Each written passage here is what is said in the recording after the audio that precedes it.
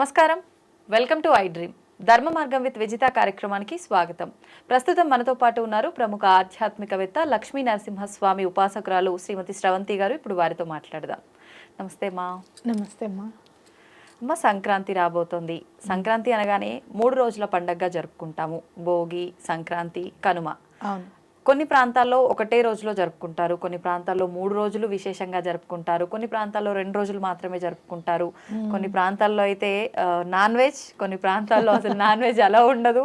రకరకంగా ఎవరికి తోచిన విధంగా వాళ్ళు జరుపుకుంటారు. ముఖ్యంగా సంక్రాంతి అనగానే చాలా ప్రాంతాల్లో ఇది కీడు పండగ అని చెప్పి, అసలు కొత్త బట్టలు కూడా ధరించకూడదు అని చెప్పి, అది మూఢనమ్మకం అనుకోవాలో ఏమో తెలియదు కానీ అలా ఉండేవాళ్ళు ఉన్నారు. నిజంగా ఇది కీడు పండగ. అసలు ఈ 3 రోజులు ఆచరించాల్సిన విధి విధానాలు ఏంటో తెలియజేయండి. తప్పకుండా చెప్తాను. అయితే కీడు పండగ అని అంటే కీడు చేసే పండగ అని కాదు. మనకున్న కీళ్ళన్నీ కూడా వెళ్ళిపోయేది. అంటే మొత్తం అంతా నెగటివ్ ఎనర్జీ అనుకోండి, ఏదన్నా సరే మన జాతకంలో ఉన్న గ్రహ పీడలే అనుకోండి, అవన్నీ కూడా దగ్ధం చేసే పండగ అని చెప్పుకోవచ్చు అనమాట. మీరు ప్రత్యేకంగా చూస్తే గనక భోగి రోజు ఇంట్లో ఉన్న పాచామనంతా తీసుకెళ్లి మంటల్లో వేసేస్తారు. అవునా కాదా? అలాగే ఇక్కడ మన పాత ఆలోచనలు ఏమన్నా ఉంటే గనక, చాలా బాధ పెట్టిన సంఘటనలు ఏమన్నా ఉంటే గనక అవన్నీ కూడా మన మనసుల్లో నుంచి వెళ్ళిపోవాలన్నమాట. అయితే ఎప్పుడైనా కూడా భగవంతుడు మనిషికి ఇచ్చింది వరం ఏంటి అంటే మరుపు. అవునా కాదా? మర్చిపోవడం అనేది. అంటే జరిగినవి ఏవైనా కూడా దుస్సంఘటనలు ఉన్నా కూడా, బాధాకరమైన సంఘటనలు ఏమన్నా ఉన్నా కూడా, ఇప్పుడు చూడు ఆర్థికంగా ఏమన్నా చితికిపోయారు, అవన్నీ కూడా బాధ అంతా కూడా తీసేసి మళ్ళీ కొత్త జీవితాన్ని మనం ప్రారంభించాలి అని చెప్పుకోవచ్చు అనమాట. ఇక్కడ ఇంకోటి ఏంటి అని అంటే కీడంతా పోయే పండుగ భోగి రోజు. ఎందుకనంటే ఉత్తరాయణ పుణ్యకాలం అనేది స్టార్ట్ అవుతుంది నెక్స్ట్ డే నుంచి. కాబట్టి మనకి చాలా మంచి రోజులు రాబోతున్నాయి అని మనం అది కూడా ఇంకోటి ఏంటంటే నేచర్ని చూస్తే గనక సూర్యుడికి సంబంధించిన పండగ కాబట్టి తప్పకుండా విశేషంగా జరుపుకోవాలి అనేది మనం గుర్తుపెట్టుకోవాలన్నమాట. ఇప్పుడు ఈ భోగి రోజు భోగి మంటలతో పాటు భోగి పళ్ళు పోసే సాంప్రదాయం కూడా ఉంటుందంటారు. ఇది నిజంగా ప్రాంతాచారమా, శాస్త్ర ప్రకారంగా ఉన్నది అంటారా? ప్రాంతాచారము అని అంటే శాస్త్రపరంగా ఏంటి అంటే బదరీలో మనకి శ్రీమన్నారాయణుడు నిక్షిప్తమై ఉంటాడు అని చెప్పుకోవచ్చు అనమాట. రేగుపళ్ళు. Okay okay. రేగుపళ్ళని బదరీ పళ్ళు అని అంటారు. అందులో శ్రీమన్నారాయణుడి శక్తి అంతా కూడా నిక్షిప్తమై ఉంటుంది అని చెప్పుకోవచ్చు. అలాగే మీరు చూస్తే గనక ఒక్కొక్క పండగ నాడు ఒక్కొక్క చెట్లకు కానివ్వండి ఆ పవర్ అనేది నిక్షిప్తం ఉంటుందని చెప్పుకోవచ్చు. అర్కుడు అంటే ఏంటంటే, అర్క అంటే సూర్యుడికి కూడా ఉంది ఆ పేరు. మీరు చూస్తే తెల్ల జిల్లేడికి అర్క అని పేరు, శ్వేతార్కము అని పేరు. ఆ తెల్ల జిల్లేడు ఆకులు పెట్టుకుని అభ్యంగన స్నానం చేయడం అనేది చేస్తారు. సంక్రాంతి రోజు కూడా చేస్తారు. అంటే ఏంటి అని అంటే ఆ శక్తి అంతా కూడా మనకి మనలో కూడా ప్రవహింపజేసేటట్టుగా మనం చేసుకుంటాం అన్నమాట. కాబట్టి రిచువల్స్ అనేవి మన పెద్దవాళ్ళు ఏమైతే చెప్పారో అవి తప్పకుండా మనం ఫాలో అవుతే ఏంటి అంటే మనకి ఆరోగ్యం బాగుంటుంది. అలాగే ఏదైనా సరే విశేషంగా చేసుకున్నామన్న ఫీలింగ్ ఉంటుంది. ఇప్పుడు చూడండి, మీకు బర్త్డే రోజు మీరు ఎంత యాక్టివ్గా ఉంటారు, అవునా కాదా? ఒక తెలియని కళ అనేది సంతరించుకుంటుంది మన ముఖంలో. అట్లానే అబ్బా వాళ్ళు చెప్పిన మనం చేసాం కదా అన్న ఫీలింగ్, పాజిటివిటీ అనేది పెరుగుతుంది పండగ సందర్భంగా అని కూడా మనం చెప్పుకోవచ్చు అనమాట. అయితే ఈ రేగు పళ్ళల్లో ఉన్న శక్తి అంతా కూడా పిల్లల మీద ఉన్న కీడంతా పోవాలి అని చెప్పి భోగి పళ్ళు పోస్తారు అనమాట. ఓకే. అలాగే మీరు చూస్తే గనక మీరు ఈ హోమియోపతి మెడిసిన్స్లో బంతి పువ్వుని చాలా రకాలుగా వాడతారు. అవును. అంటే ఎగ్జాంపుల్ చెప్పాలి అని అంటే, ఎప్పుడన్నా మనకి సపోజ్ కాలిన గాయాలు ఉంటాయి అనుకోండి, వాటి మీద రాస్తే చల్లగా ఉంటుంది. బంతి పూల దాంతో నుంచే మెడిసిన్స్ తయారు చేస్తారు. అందుకే బంతి పూలు కూడా మనం జల్లడం అనేది ఉంటుంది. ఇంకోటి ఏంటంటే కింద పడినవన్నీ కూడా పని వాళ్ళని ఏరుకోమండము అలా చేసేవారు. అట్లా ఏదైనా కూడా దానము అనేది మనం ఇస్తూ ఉంటే గనక ఉత్తిగా ఇవ్వకూడదు ఎవరికి కూడా. అంటే ఈరోజు ప్రత్యేకంగా దానాలు ఇవ్వాలి. అందుకనే దానం అంటే ఏంటంటే అందుకే రూపాయి బిళ్ళలు కూడా వేసి పోస్తారనమాట భోగి పళ్ళు. అప్పుడు అవన్నీ ఏరుకొని ఆ రూపాయి బిళ్ళలు పక్కకు పెట్టుకునే వాళ్ళు అనమాట పని వాళ్ళు. అంటే ఆ రూపాయి బిళ్ళలతోనే అంతా అయిపోతుందా అని అంటే గనక, మీరు శని భగవానుడికి ఏదన్నా ప్రీతిపాత్రమై ఉన్నది అని అంటే గనక నాణాలు గనక కాయిన్స్ గనక మీరు పంచిపెడితే సాటర్న్ మన జాతకంలో ఉన్న సాటర్న్ కూడా చాలా సంతోషిస్తాడని చెప్పుకోవచ్చు. అంటే గ్రహం అనుకూలిస్తుంది అని చెప్పుకోవచ్చు అనమాట. కాబట్టి మీరు ఆ పిల్లలకి ఏమన్నా సాటర్న్ ఇబ్బందులు ఉన్నా కూడా, తల్లిదండ్రులకి ఏమన్నా ఉన్నా, ఇంటిలిపాదికి ఏమన్నా ఉన్నా కూడా ఆ కాయిన్స్ అనేవి మనం ఇస్తున్నాం కదా, వాటితో ఆ సాటర్న్ ఏదున్నా కూడా మాలిఫిక్ ఎఫెక్ట్స్ ఏమన్నా ఉన్నా కూడా అవి క్లియర్ అయిపోతాయని ఖచ్చితంగా చెప్పుకోవచ్చు. ఇప్పుడు ఈ భోగి మంటల్లో ఇంట్లో ఉన్న పాత వస్తువులతో పాటు చీపుర్లు ఇవి కూడా వేస్తారని అంటారు. నిజంగా వేస్తారా మళ్ళీ చీపుర్లు, పాత చీపుర్లు? మా ఇంట్లో అయితే చీపుర్ని వేయరు. ఎందుకు అని అంటే లక్ష్మీదేవితో సమానం కాబట్టి. అవును. నేను మామూలుగా ఎక్కడైనా తొక్క జాగాలోనే వేసేస్తా ఇప్పటికీ కూడా. డస్ట్ వాళ్ళకి కూడా నేను ఇవ్వను. చెత్త తీసుకుని వాళ్ళు వస్తారు కదా మనకి, వాళ్ళకి కూడా నేను ఇవ్వను. ఎక్కడన్నా చెట్ల దగ్గర పెట్టేస్తాను అనమాట.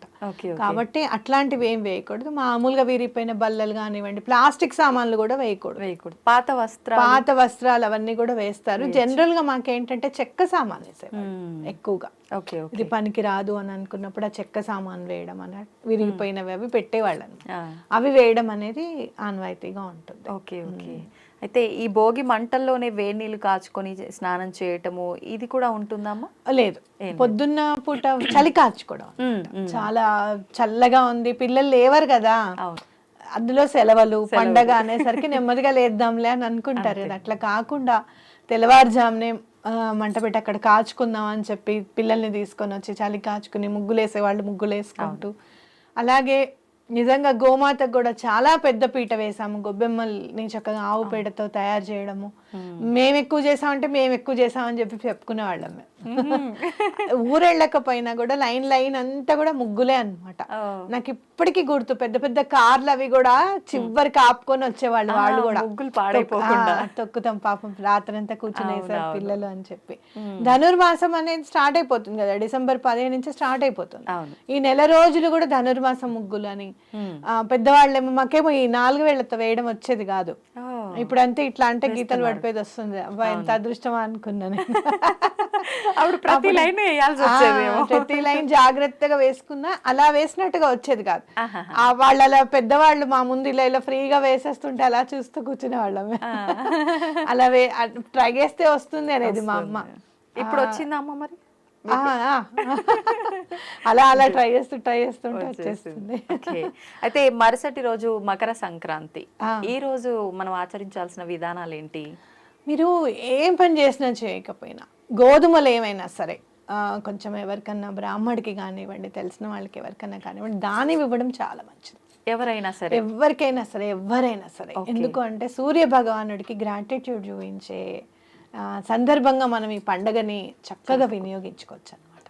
ఎందుకు అని అంటే ఎవ్వరు వచ్చినా రాకపోయినా, ఎవ్వరి కోసం తన గమనాన్ని ఆపకుండా స్వామి ఎప్పుడు నిరంతరాయంగా ఆయన పని ఆయన చేస్తూ మనకి జీవాన్ని ఇచ్చి పెంచి పోషిస్తున్నారు చూసారా. దానికోసం గ్రాటిట్యూడ్ చూపించాలి. మనం ఏమన్నా చెయ్యాలి సూర్య భగవానుడికి అనుకుంటే గనక రథసప్తమి ఒకటి ఇంపార్టెంట్ మనకి. ఇప్పుడు ఏంటంటే ఆయన గమనాన్ని మారుస్తున్నాడు ఉత్తరం వైపు కాబట్టి, పుణ్యకాలం వైపు మనం నడిపిస్తున్నాడు కాబట్టి తప్పకుండా గోధుమలకి సంబంధించింది ఏదైనా పిండి వండి, అంటే పూరీలు కానివ్వండి, చపాతీ కానివ్వండి చేసి కొంచెం గోధుమ నూకతో ప్రసాదం చేసి అది పంచిపెడితే కూడా చాలా మంచిది అనమాట. ఏదైనా ఆలయంకి మనం చేసుకొని తీసుకెళ్ళామంటే అందరికి ప్రసాదంగా ఇవ్వచ్చు. ఇది బెటర్ ఆప్షన్. చాలా చాలా మంచిది. అయితే నేను ఒక 5-6 years బిఫోర్ చేశాను. నేను నాట్ 8 years బిఫోర్ చేశాను ఇదే. కానీ అప్పుడు చేసినప్పుడు చాలా కష్టాల్లో ఉన్నాను. ఇచ్చిన తర్వాత మొన్న నాకు ఈ మధ్య గుర్తుకొచ్చింది, అలాంటివన్నీ ఫాలో చేశాం కాబట్టి ఎంత కష్టం ఉన్నా కూడా, జనరల్గా కష్టం ఉన్నప్పుడు మన మనసంతా దాని మీదే ఉంటుంది, ఏం పని చేయబుద్ధి కాదు, భగవంతుడి దగ్గర కూర్చోబుద్ధి కాదు, ఏదైనా చదవమంటే చదవాలనిపించదు, ఇలాంటివన్నీ ఉంటాయి. కానీ అవన్నీ పక్కకు పెట్టేసి వాళ్ళ పండగ ఏదున్నా ఏది లేకపోయినా ఆయన అయితే ఆయన టైంకి ఆయన వచ్చేస్తున్నాడు కదా సూర్యుడు. అప్పుడు నేను అనుకున్న మాట ఇదే, ఆయనకి ఏదైనా చేయాలి మనం, సరే ఇది చేస్తే మంచిది అంటున్నారు కదా ఇది చేద్దాము అని చెప్పి చేయడం. ఆరోగ్యపరంగా కూడా ఎలాంటి ఇబ్బందులు ఉన్నా కూడా దానికి తగ్గ మందు దొరకడము, తొందరగా రికవర్ అవ్వడం అనేది నా జీవితంలో జరిగింది ఈ 8 ఏళ్లలో కూడా. బాగుండకుండా ఎవరికి ఉంటుంది చెప్పండి. కాబట్టి మనకి ఆరోగ్యం ఉంటే అన్నీ ఉన్నట్టే. అవునా కదా? ఇప్పుడు మన దగ్గర డబ్బులు లేకపోవచ్చు, కానీ కష్టపడాలి అంటే ముందు ఆరోగ్యం సహకరించాలి. కాబట్టి ఆరోగ్య ప్రదాత కాబట్టి సూర్య భగవానుడు ఇవాళ నుంచి ఎవరైనా సరే అర్ఘ్యం ఇవ్వడం అనేది అలవాటు చేసుకోవడము, అలాగే గోధుమలకు సంబంధించింది ఏదైనా కూడా దానం ఇవ్వడము, అలాగే గోధుమ రంగు సంబంధించిన బట్టలు వేసుకోవడము, అట్లాంటివి చేస్తే చాలా మంచిది అన్నమాట. ఆ రోజున కూడా సూర్యుడికి అర్ఘ్యం ఇవ్వాలా? ఆ రోజు కంపల్సరీగా ఇవ్వాలి. మీరు ప్రతిరోజు అలవాటు చేసుకోండి, పిల్లలకి అలవాటు చేయండి. సూర్యుడికి అర్ఘ్యం ఇవ్వడం అనేది పిల్లలకి అలవాటు చేయండి. చాలా మంది నాతో చెప్పే మాట ఏంటో తెలుసా, అర్ఘ్యం ఇస్తే కింద వాళ్ళు గొడవ చేస్తున్నారండి, బాల్కనీ నుంచి వాటర్ పడుతున్నాయని. ఒక బకెట్ పెట్టుకొని ఆ బకెట్ లో పోయండి. ఓకే, అవి మళ్ళీ చెట్లకు వినియోగించుకోవచ్చు, ఏం తప్పేం లేదు. ఓకే ఓకే ఓకే, ఇది అట్లా మనం ఏదైనా చెయ్యాలి ఖచ్చితంగా అనుకుంటే మనకు ఒక దారి అనేది కనిపిస్తుంది. అవును, కాబట్టి ఇది ఖచ్చితంగా చెయ్యాలి. పిల్లలకి డిసిప్లిన్ అలవాటు అవ్వాలి అని అంటే సూర్యుడి ఇన్వాల్వ్మెంట్ చాలా ఉండాలి. ఓకే, కనుమ రోజు గోవులను పూజిస్తారని అంటారు. ప్రత్యేకించి కనుమ రోజు గోవులను ఎందుకు పూజించాలి? ఇంకొకటి, ఆ రోజు ప్రయాణం కూడా చేయడానికి పనికిరాదు కనుమ రోజు అని అంటుంటారు. ఇది వాస్తవమేనా? ఎందుకు అని అంటే అసలు యాక్చువల్గా నిజంగా చెప్పాలి అని అంటే సూర్యనారాయణ ఆయన విష్ణుమూర్తి స్వరూపమే, లక్ష్మీదేవి కూడా అభేదం. అందుకనే మనకి ధాన్యలక్ష్మి రూపంలో ధాన్యం ఇంటికి వస్తే అమ్మవారిని కూడా చక్కగా పూజించుకుంటాం. ఏ ధాన్యం అయితే రావడానికి మనకి ఇంటికి రావడానికి ఇప్పుడు యూజ్ అయ్యేదేవి ఎద్దులు, మన పాడే కదా. కాబట్టి వాటికి కూడా మనం గ్రాటిట్యూడ్, మీరు చూస్తే సనాతన ధర్మం అంతా కూడా ఎక్కువ గ్రాటిట్యూడ్ మీదే ఫోకస్ పెడుతుంది. ఎవరైనా వచ్చినప్పుడు భోజనము అని అడిగినప్పుడు తప్పకుండా ఇవ్వు, అన్నదానం చేయి, లేకపోతే విద్యాదానం చేయి, ఇలాంటివన్నీ కూడా సనాతన ధర్మం. మీరు పండుగల్లో చూస్తే ఋషులు మునుల ఈ రోజున ఇది ఇంపార్టెన్స్ సిగ్నిఫికెన్స్ ఇచ్చాక కూడా జస్ట్ ఫాలో అవ్వడానికి మనకి బాధ, ఎవరు చేస్తారులే, ఎన్నో ఏళ్ల నుంచి చేస్తూనే ఉన్నానులే అని అనుకుంటాం మనం. కానీ నువ్వు చేస్తావు, కానీ ఈ 2025 అయితే మళ్ళీ రాదు కదా, నెక్స్ట్ 26 వస్తుంది కదా, ఈ రోజు ఎప్పుడుదప్పుడే. కాబట్టి పశువుల్ని కూడా చక్కగా అలంకరించి అవి కూడా మన ఇంట్లో భాగస్వాములు అని చెప్పి వాటికి కూడా మనం ఒక గ్రాటిట్యూడ్ చూపించినట్టుగా మనం భావించవచ్చు అనమాట. అయితే కనుమ రోజు కదలకూడదు అని అనుకుంటే గనక ఇంట్లో అంతా పండగ అంతా ఉంటుంది, వాళ్ళకి ఒక సెలవు అనేది ఇంపార్టెంట్ కదా. అటు వాడికైనా కానీ ఇంట్లో పనిచేసే వాళ్ళకి కానివ్వండి, ఇంపార్టెన్స్గా సెలవు ఖచ్చితంగా ఇవ్వాలి అని చెప్పి రావద్దు, కదలద్దు అని చెప్పారేమో. కనుమనాడు కాకైనా కదలదు అని అంటారు అనమాట. అందుకని అన్నారేమో అని నా భావన. ఓకే అమ్మ, గత సంవత్సరం సంక్రాంతి సమయంలో తీసుకుంటే ఆడపడుచులు ఒకరికొకరు గాజులు పెట్టించుకోవాలని చెప్పి, అక్క చెల్లెలు ఒకరికొకరు గాజులు పెట్టించుకోవాలని, లేదు అంటే ఒక్క కొడుకు ఉన్న వాళ్ళు టవల్ కప్పాలని, ఇలా రకరకాలుగా, లేదు అంటే కీడు వాళ్ళకి అని చెప్పి రకరకాలుగా చెప్పడం జరిగింది. కొన్ని ప్రాంతాల్లో ఇవన్నీ ఆచరించారు కూడా. మరి ఈసారి ఏమైనా అలాంటివి, గాజులు పెట్టించుకోవడం లాంటివి ఇంకేమైనా వచ్చాయా ఇలాంటివి? ప్రత్యేకమైన కీడుతో అయితే కూడినది ఏం కాదు సార్ సంక్రాంతి. ఒక్కొక్కసారి ఏమవుతుందంటే బలానా టైంలో ఏదైనా సంక్రమణం జరిగిందనో, లేకపోతే ఇలా చేస్తే గనక ఏదైనా ఆ తిథి ప్రకారంగా కానివ్వండి, లేకపోతే ఏదైనా ఆ రోజు ప్రకారంగా కానివ్వండి, ఏదైనా కొత్త గొప్ప కీడు ఉంటే ఇది చెయ్యండి, ఇది చేస్తే బాగుంటుందనే కానీ అది చేయకపోతే ఏదో అయిపోతుంది అనేది కాదు. ఇప్పుడు గాజులే ఇమ్మన్నారు, ఆడపడుచుకి ఏమవుతుంది? అవునా కాదా? ఎక్కడో ఉన్నారు అనుకోండి, ఫర్ సపోజ్ మీ ఆడపడుచు ఎక్కడో ఉన్నారు, వదిన నేను ఇవ్వలేకపోతున్నాను, ఇగో ఈ 500 వేస్తున్నాను వదిన, మీరు కొనుక్కొని మీరు వేసుకోండి మేము ఇచ్చినట్టు, అంటే అమ్మ ఎంత హ్యాపీగా ఫీల్ అవుతుంది, నన్ను గుర్తు పెట్టుకున్నారు అని చెప్పి.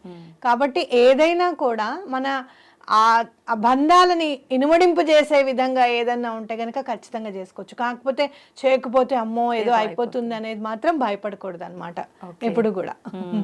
అది సంతోషమ్మ, చాలా మంచి విషయాలు తెలియజేశారు. నిజంగా ప్రతి ఒక్కరిలో సంక్రాంతి అనగానే కీడు, నిజంగా ఏదో జరిగిపోతుంది మాకు, ఈ భయంలో ఉండిపోతారు. అవును, నిజంగా అది మనలో ఉన్న కీడుని తీసేసేది చాలా మంచి రోజు. ఉత్తరాయణ పుణ్యకాలానికి ఆద్యం చక్కగా, అలాంటప్పుడు ఆ పండగ మంచిదే అవుతుంది, కానీ చేయడానికి అవుతుంది. ధన్యవాదాలు.